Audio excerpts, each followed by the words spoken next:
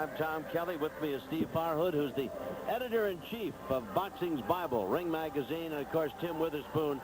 And now, Steve, the USBA Light Heavyweight Championship to be decided. Rudy next, Anthony Hembrick, scheduled for 12 rounds, and a lot to talk about in this one here. Well, it's a real classic crossroads fight.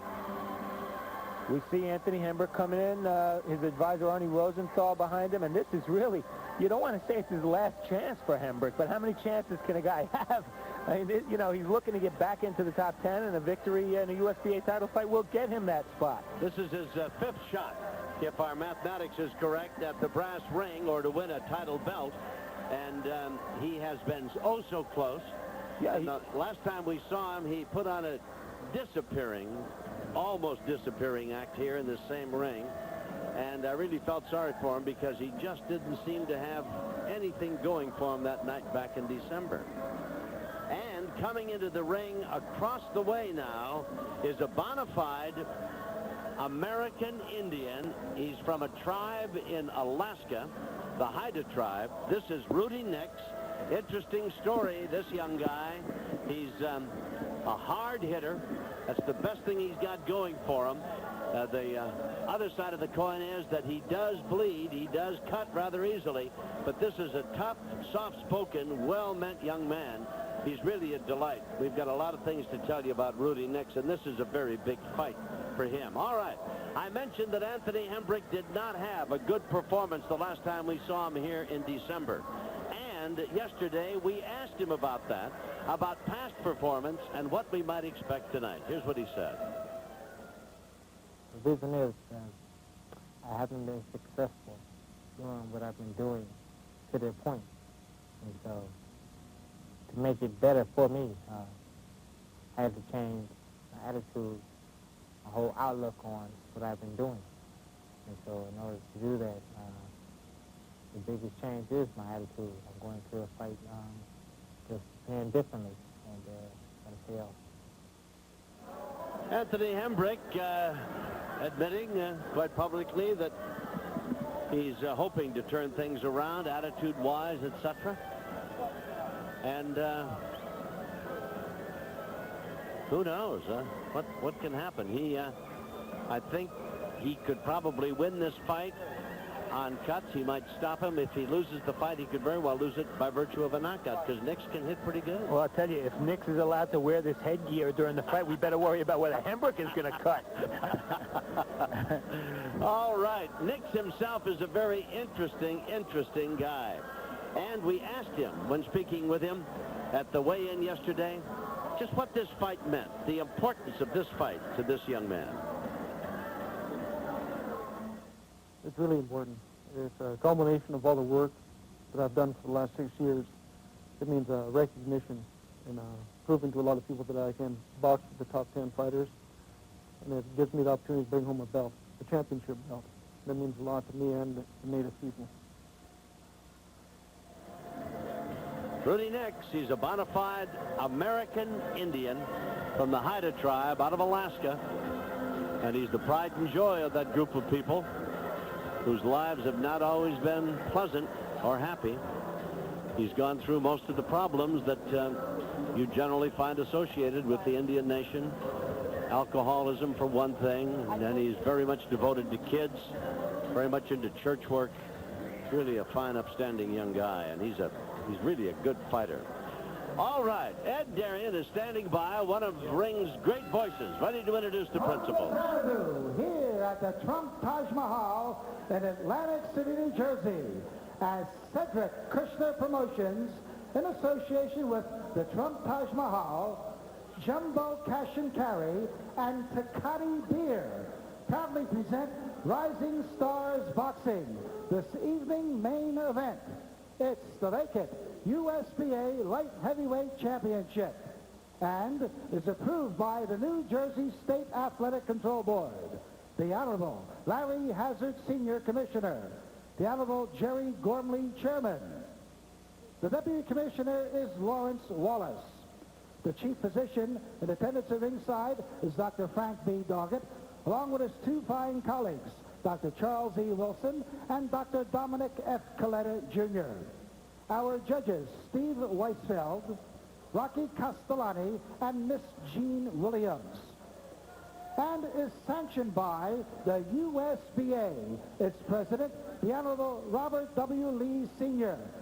The supervisor in charge of attendance at ringside is the Honorable Robert W. Lee, Jr. In the ring at this time, the man in charge of the scheduled 12-round title fight, referee Tony Orlando. And now, my good friends, introducing the principals. First, in the red corner, wearing the black trunks. He weighed in at an even 171 pounds. Now, this young man has 28 wins, 6 losses, 1 draw, with 20 big knockouts. From Beckley, West Virginia, ladies and gentlemen, here is Anthony Hembrick. And his opponent in the blue corner, wearing the black trunks with the red trim. Now, he tipped in at an even 175 pounds. This young pugilist has 16 wins, only 1 loss, 1 draw, with 15 knockouts. From Mount Edgecombe, Alaska, he is ranked number 6 by the IBF, number 8 by the WBC. Ladies and gentlemen, here is Rudy, a Haida warrior. Next.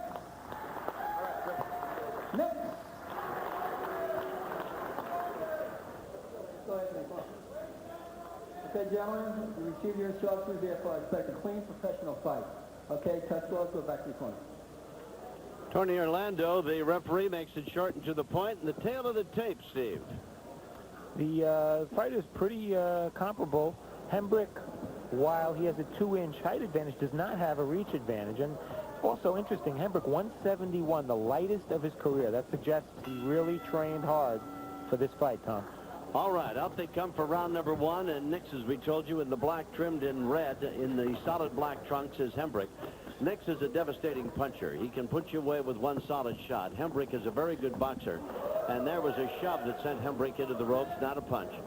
And Nix also is subject to cuts, and that could be an important factor before this one is over. The USBA light heavyweight title is on the line. Nix has really got a solid set of legs under him. He really looks like he's well put together. Solid, substantial. He's 6 feet tall. Hembrick is 6'2". And Nix was 5 pounds heavier at the weigh-in yesterday.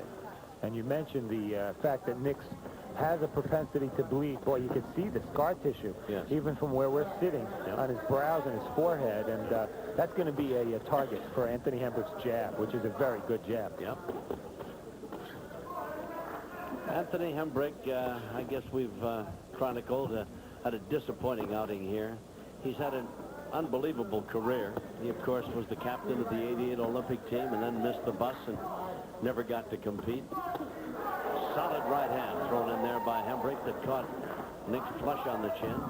Didn't look like it bothered him. No, it didn't, but it was a good shot. Yeah, good shot. Yeah.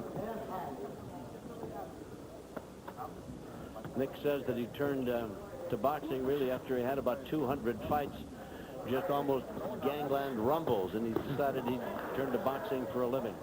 He's very, he's very much involved with religion. He's a Christian-type young guy, and he very dedicated to what he wants to do with boxing, turning it into a very positive thing for what he calls the native people. He's an Indian, of course. He's one of the division's best-kept secrets. Yes, he is. He has one very big win, and that was against Ernest Mateen, a fighter from New York. And in that fight, Nix had a very rough first round. I remember you called the fight, Tom. I saw you at the fight. And in the second round, Nix just landed right hand after right hand, which is exactly his strategy against Hembrick. Rough Hembrick up, turn it into a fight. Don't let it be a boxing match. That's right. Yeah. But this is the biggest fight of Nix's career, no doubt about it. In fact, that was his last outing in June, so he's been relatively inactive since then. You know, we were talking earlier about the light heavyweight division, some of the great champions, and some of them had some age on them as well. And yet, this is a division that really has not excited a lot of people of late. It's strong at the top with Virgil Hill and Mike McCallum and Henry Maska as the 3 champs, but It is not a particularly deep division. There are not a lot of very, very strong contenders, although with James Toney in the division, that certainly helps. Indeed.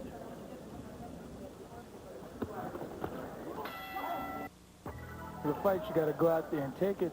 It seems like Rudy, man, to me, I see fire in his eyes. Yes, like well, he really wants this. Yeah, it is I think as Steve put it, it's the biggest fight of his career, which so far has numbered 17 professional fights, 16 wins, a loss, and a draw. But there's no question that this is the big night for Rudy Nix. Of those 16 wins, incidentally, 15 knockouts. This guy can punch. And, of course, Hembrick is an accomplished boxer and not a bad puncher himself. Out of his 28 victories, he's got 20 knockouts. So to see him turn in a clunker like he did back in December is really a surprise. The difference with these fighters is considerable in a number of ways. I mean, Hembrick has tons more experience against world-class fighters than Nix does. Question just is whether Hembrick is, on the downside or not. I mean, he's been in with James Toney. He's been in, there's a good right hand by Nix. Yep. But Hembrick's been in with Toney and Leon Barber and Henry Masco, who's the world champion right now. Been in with the best fighters in the division. That's right. Had a great career, 12-0. Then he lost to Booker Ward. That was a title fight, too. And then he went 11-0, then lost to Barber. And then he lost to Maskey at 12-round decision. That had to be a heartbreaker for the IBF title. So, indeed, as you point out, Steve, when it comes to competition and to experience, why Nix is just a neophyte in that regard. And then if you look at Nix's record, outside of Mateen, there were really no familiar names. No. And nonetheless, he seems to be the fighter on the upswing. But right now, he's having a little bit of trouble kind of slowing down Hembrick, but it's early in the fight. Most of the work that Nix has done in the ring has been confined to the Washington, Oregon, West Coast areas. In fact, a guy by the name of Harvey beat him in Eugene, Oregon, the only loss he's had in his career.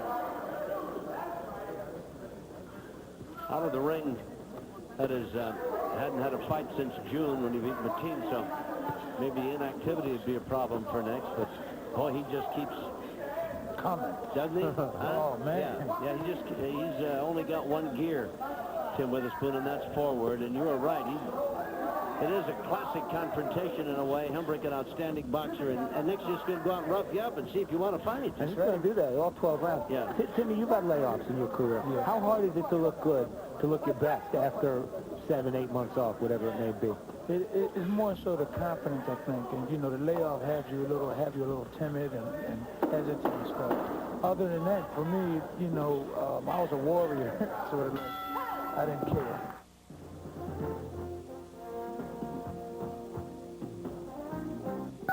Rudy Nix. No, I think it's going to take, as we get started into round 3, all of the, and it's considerable, the boxing skills of Hembrick to keep Nix off him and to win this fight. Tom, we were talking about the long layoff for Rudy Nix. I talked to Jimmy Montoya, his manager and trainer, about that today. I said, why? And he said, well, number one reason is Rudy Nix is a family man, and he just wanted to spend some time with his family. And Jimmy's based in L.A. He doesn't like to bring Rudy down from Washington unless, it's time for hard training. Yeah. So Jimmy doesn't mind the fact that Rudy Nix has been off. Doesn't see it as a negative. No. And I'm sure he's been in the gym working. That's quite obvious. Good right hand thrown in there by Hembrick. And ring work in the gym is okay, but there is a big difference, Tim Witherspoon, from working out of that gym and being in there religiously every day once you step in the ring and the fight is on. Exactly. You have to work. You got to work. Yeah. This is round 3, and it's scheduled for 12. If Hembrick did his road work and really trained hard, and it seems by judging by his weight, he did that, he's going to be able to move like this, left, right, guard in and out jab for 12 rounds, and that's going to be what it takes and nothing less to be Rudy Nix tonight. Yeah.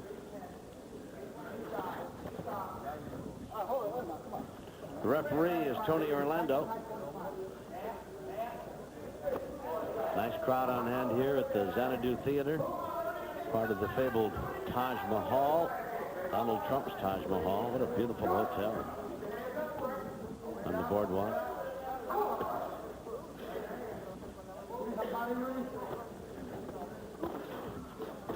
Imagine if Rudy had the skills of Hembrick. You know, you can almost tell, you know, what's going on through the fight. Strong guy. Yes, he is. And he doesn't want to fight, you know, from this distance. He's looking to close it up, fight on the inside where he can use his strength and those big legs. Plant them into the canvas and just go to work. Yeah. He'd love it if this were a phone booth up there. That's it, phone booth warfare. Yeah. Where do you want to fight? Is there a phone booth around? Yeah. Oh, seriously, that's the way it seems. Right. You don't want it, you don't want nothing big anywhere. Yeah. Or a small closet. Let us get in there and have at it. Yep. Hembrick glancing over Nix's shoulder at the people in this corner, nodding his head. Right hand lead by Nix had to hurt. Hembrick sticks out that jab and moves. There's the bell. That's the end of round number 3. 3 rounds in the books. Scheduled for 12. We follow Nix into his corner. We were talking about his life as a young man on the Indian reservation. And we're talking about fighting and boxing. And I said, how did you get out of fighting and get into boxing when we spoke? And he said this. I would say it was through the power of God. Saved me from alcohol and drugs. And I started working with kids in the community center. Through the work with the community center, I seen the need for hope for all our children, all the minority kids. And I wanted to try to give that hope to them. So striving to, you know, achieve a championship, bring home a belt, we can bring them some hope. It's a very nice, dedicated young man who has turned his life around and really is a man on a mission, which is not to say, of course, that Anthony Hembrick isn't equally as deserving of this title, but that's a young guy who firmly believes in what he's doing and is trying to get it done here tonight. Rudy Nix. Out they come. Round number 4, scheduled for 12. Neither man has been down, and it has been a busy, action-packed affair so far. Hembrick, very good boxer and a nice left hand, and trying to keep Nix at bay where that's where he wants him. Nix would like to find the two kind of with their arms tied together over in a corner. You see Nix coming in, and Hembrick is making Nix be concerned about defense. Nix is moving his head, going up and down. He can't do that and punch. So as long as Hembrick makes Nix worry about defense, Hembrick's going to be in control of this fight.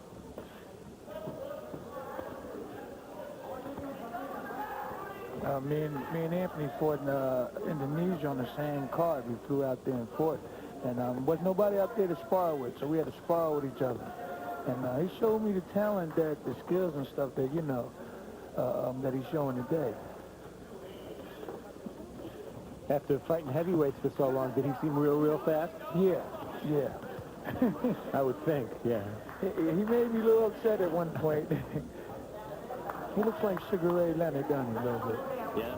Well, he's real smooth and fluid in the ring. I'm talking about in his face. Okay. I'm the guy who brings all that stuff up. Stop that. Oh, I'm sorry. It's a certain Jim Gilliam, and I told Jim Witherspoon a moment or two ago, he looked like a bigger version of Hedgemon Lewis when he smiles. He said, no, Sonny Liston.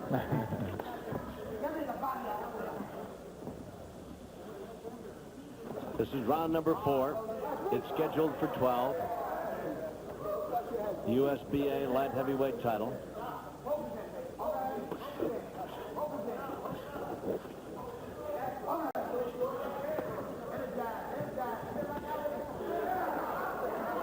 Overhand right by Nix. Had good night Anthony written all over it, but Hembrick just able to slide away from it, catch it on the shoulder. But I tell you, boy, Nix just won't let you get away. He's all over Hembrick, following him no matter where he goes. Conditioning could be as big a factor in this fight as anything. I think it's going to determine the winner, Tom. I really do, because Hembrick has to keep moving. Yeah, he doesn't want to get into a flat-footed, I'll hit you, you hit me thing with this kid, I don't think. No, and he's smart. He's holding when Nix gets inside. It's going to be a real interesting fight to score, because Nix is the aggressor. What you have to measure if you're scoring the fight is it effective aggressiveness? That's the key. Not just whether Nix is walking forward or not, but is it effective? Is he being effective, landing punches? I think from the eighth round on, we're going to really see more exciting. It's exciting, but from the 8th to the 12th, you're going to really see some fireworks. I'm Bob Knoll. My official title is head of auto testing here. The bell brings him out for round number 5. Tony Orlando is the third man in the ring. Steve Farhood is the editor-in-chief of Ring Magazine, Boxing's Bible. Tim Witherspoon, and yours truly, Tom Kelly. We hope you're enjoying the action and the commentary tonight. Pretty good left hand by Nix that jolted Hembrick and sent him back for a moment. In case you didn't know it, it's a great issue of Ring Magazine on the stands now, and it chronicles George Foreman's careers and takes you all the way back to '68 in his Olympic triumph. Looks like Nix is cut. Not surprising, right yeah. over the right eye, Steve. It looked to me like it as they're really wrestling each other and belting away at each other. Yeah, and there's some blood. It's a bad spot, too. Up around the right eye of Nix. We'll take another look at it. That's not new for this Indian warrior. He doesn't cut as easily as Oh, it's just Webster coming used out. to, but he is bleeding. It's coming out, too. Well, the rule on this is if an accidental headbutt stops the fight, after round 6, we go to the cards. If it's before round 6, which in this case it is, then we would have a technical draw. And I think we're going to call the doctor in right now. Oh, that's coming out. It's just gushing out. I don't know if a headbutt was responsible. Did you see a headbutt? No, I didn't see one. I think it was, they were wrestling each other about. Doctors didn't take a look at it. It's up to the ref to rule whether Yes, he must whether it inform was the judges, I an would think. accidental butt. I didn't see any butts. No. Dr. Doggett, Frank B. Doggett, veteran doctor, had taken a long look.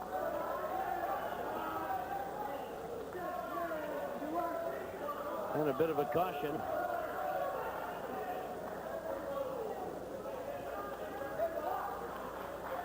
We're going to keep fighting, Tom. Yes, that's right. Well, it'll be an inviting target now for that left hand of Hembrick. And realizing how close this fight may be to being stopped is certainly going to drive an already driven Rudy Nix on here.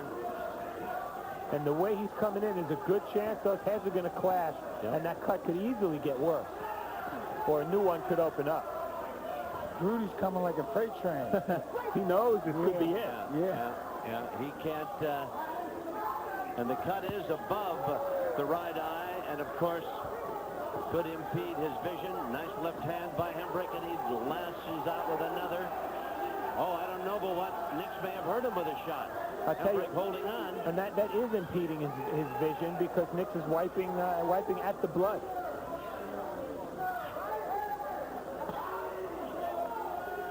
Hembrick above us, trying to tie up Rudy Nix, who's trying to find the equalizer here in round number 5. We can't be sure yet what the doctor or the ref said to Nix, but they very easily could have said, hey, you have one more round. Yes. And if that's the case, you know... That's the way it appears. Yeah, that's the way he's fighting anyway. Yeah.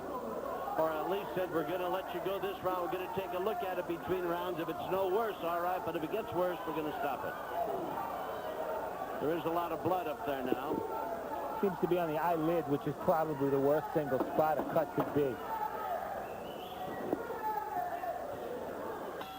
Difficult job. The business Chuck Bodak is sitting right back there. He's a great cut man. Chuck also. Yeah. Got him done, Chuck. Yep. Well, I'll tell you, Jimmy Montoya's worked about 1,000 corners in the last year and a half. You know him from L.A., and That's right. he's a veteran in the corner. I think he didn't get much of a chance to apply pressure to those cuts. No, he was busy with both hands and the Vaseline as well. Yeah. Didn't we have a title fight was lost for the want of a very good cut man not that long ago? Well, Kevin Kelly... How about Holyfield? That's right. That's right. Holyfield didn't have Ace Murata in his corner, the late Ace Murata that night, and it hurt him. I think it hurt him drastically. And Kevin Kelly, all they needed, I think, was I don't know if he was going to win the fight, but it certainly would have gone to a conclusion with a little end swell. That seemed, yeah, Al Gavin was the corner man, a veteran New Yorker, and he claims he used one, but you couldn't see it on television. I didn't see it. I thought they were just using ice. You see what Anthony did? He wasn't really hitting or pinpointing the shot. He was just trying to get that grease or whatever off of his eyes. That so the Vaseline? blood, Yeah. so the blood just started pouring again. Yeah. That's a veteran move, huh? Yeah, good scenario. I tell you, Hembrick's pretty busy this round also. Oh, he got hurt. Yes, he did. And he's hanging on. Blood streaming down. And now Tony Orlando's He's going to stop it. He's going to stop it. Going to call the doctor in again. Hembrick's corner is telling him to stick it. They're going to stop it. That time 6 rounds were not completed. No. So I believe this is a technical draw. Well, that's bad luck. And was it a headbutt? I think it has to be a headbutt. Well, we don't know what Orlando said. No. I guess, yeah, judging by Hembrick's corner. Congratulations. TKO. Congratulations. Was there any reference to a headbutt, Arnie, that you know of? Arnie Rosenthal, an advisor to Hembrick, is, as we take a look at Rudy Nix and cut over both eyes, see the big bone of contention, if there was a headbutt, why it'd be a technical draw because they haven't completed 6 rounds. If indeed they were, Arnie Rosenthal is indicating that there was no headbutt. No headbutt, so that is of no consequence. And in fact, punches opened up the cuts over the eyes of Rudy Nix, in fact, over both eyes, the right one and the left. And blood flowing rather copiously. So it's going to go as a TKO for Anthony Hembrick, and he will, by virtue of that, become the USBA light heavyweight champion. And he's right. The 5th time, he finally grabs the brass ring. He was in there fighting for the title or a belt 4 other times. Tonight he fights 5th time and he gets it. And he looked pretty good doing it too, Tim. Yes, he did. Yes, he did. Much different than when we saw him on your card here back in December, when he had a very disappointing showing. I was in the dressing room. Yeah, you didn't see it.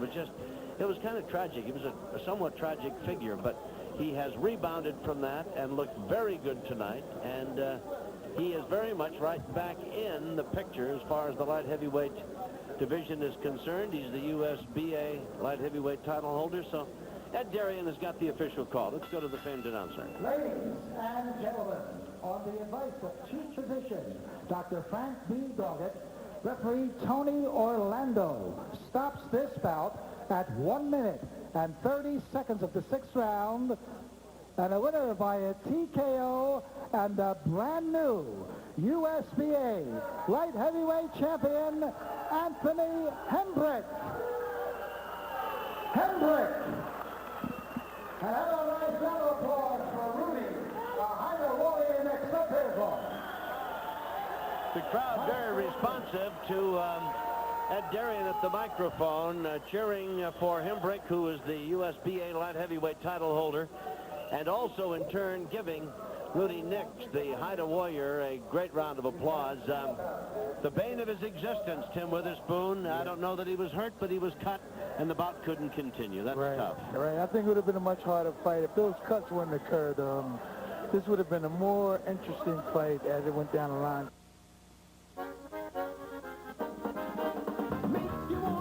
All right, up in the ring now with the USBA light heavyweight champion is Steve Farhood, the editor-in-chief of Ring Magazine. Steve, let's find out how the new champ feels. Thank you, Tom. Anthony Hembrick, that's an awful big win for you. Down, calling the fight, we were wondering if they were going to rule an unintentional butt, and if that had happened, you know, opening the cut, if that had happened, there would have been a draw. Were you worried about that, or did you know you opened it with a punch? Of course I know I opened it with a punch. He had too many cuts over his ass, wasn't be a head, but over both eyes, a couple of cuts. I was happy. It seemed like from beginning to finish, you did what you were looking to do, what you needed to do, which was boxing, and you had an awful lot of success moving and staying away from an inside fight. Was that your plan?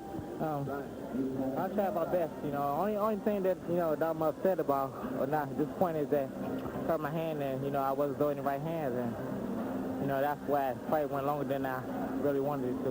When he got cut, It seemed like he knew he had to pick up the pace. It seemed like you picked up the pace, too. What is the first thing you realized after the doctors looked at him and you come back together to fight some more? What goes through your mind? Well, I knew that the hard training that I had at Fort Bragg from the guys there, you know, I know I had the conditioning to, you know, just pick up the tempo and open up some more cuts. Anthony, in recent months, you've had an up-and-down career. You fought for a couple of titles. What do you feel this win means for you? You're back in the top 10 now, USBA champ. Where do you go from here? Home to rest. I'm tired. Other than that, I don't know, whatever opportunity presents itself.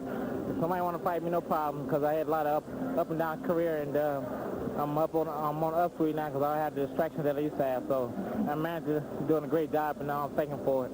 Well, Anthony Hembrick's back in the top 10. Must feel pretty good. Absolutely. You know, my man Ronell Dawes and Al Smith doing good things. Okay, Anthony Hembrick, USBA light heavyweight champion. Thank you, Anthony. Good luck in the future. Back down to Tom Kelly. All right, thank you very much, Steve, and our congratulations to the USBA light heavyweight champion. It was a very efficient fight for him tonight. He did what he had to do. His boxing skills were quite evident, and he was in against a slugger. And Nick just never did get that close to him to be able to put a knockout punch on him, although he may have jarred him.